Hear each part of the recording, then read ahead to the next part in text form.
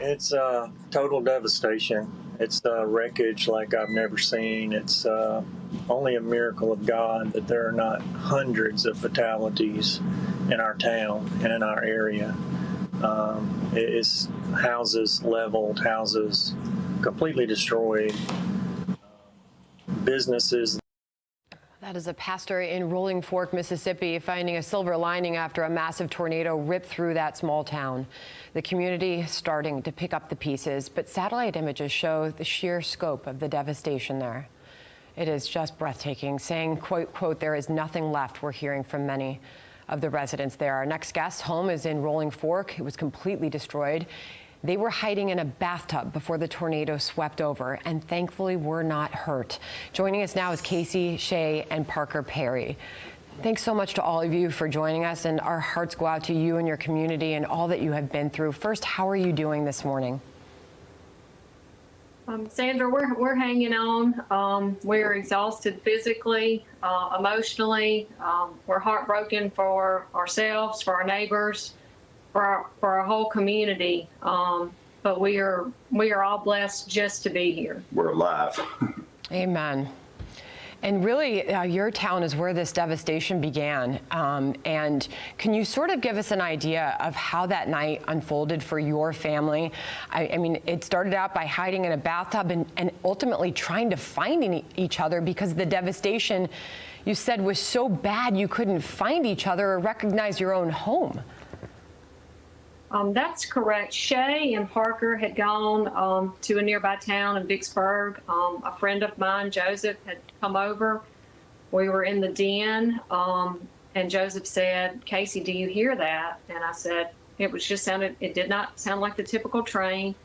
It was just a loud wind. And he said, "I need to go home and check on Donna, his wife."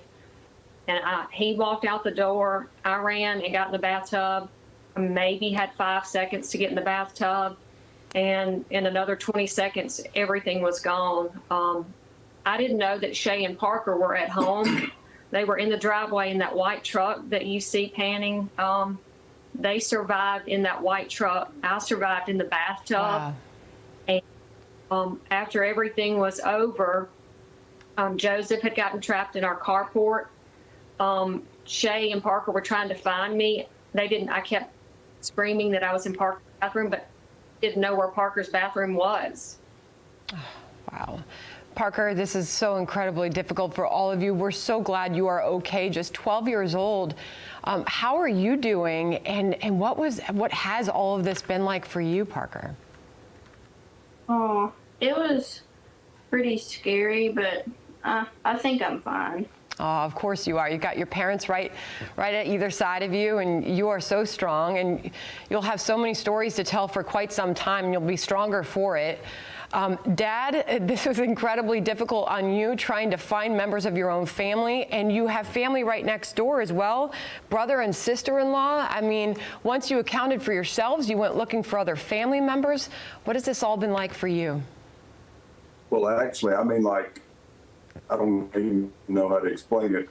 As soon as Parker and I pulled in the driveway, I mean, it was like instantly as I put the truck in park, it's like it hit. And of course, I didn't even have a clue a tornado was coming. And like Casey said, it seemed like just seconds later it was over. And when I pulled in, I was looking at our house, and 10 seconds later, of course, the truck's completely turned around and smashed up against everything. And we get out and look around, and there's nothing left. And, you know, you assume the worst because there was nothing there. And I can hear her screaming and hollering. I can't find her. And it's just panic because she's like, "I'm here in Parker's bathroom." And I can't find Parker's bathroom. And next thing I know, Joe's just walking through, and he's disoriented, and he's trying to get out to go find and help his wife Donna, and then I hear my brother screaming. I mean, it was just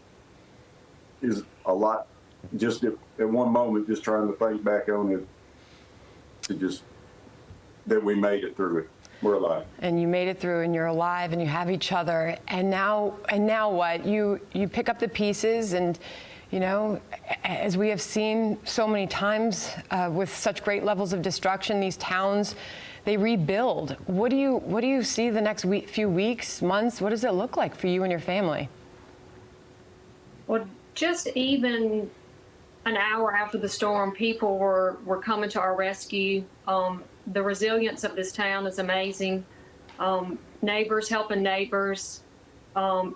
People that we have no idea who they are showing up, helping out. We're trying to help other people coming to our rescue. And the number of people that are in town to help is unbelievable. I've never seen anything like it. Our church was pretty much unharmed. We were able to have worship Sunday morning, probably one of the most powerful worship services we've ever attended. And so God has a plan in all of this. We don't know what it is.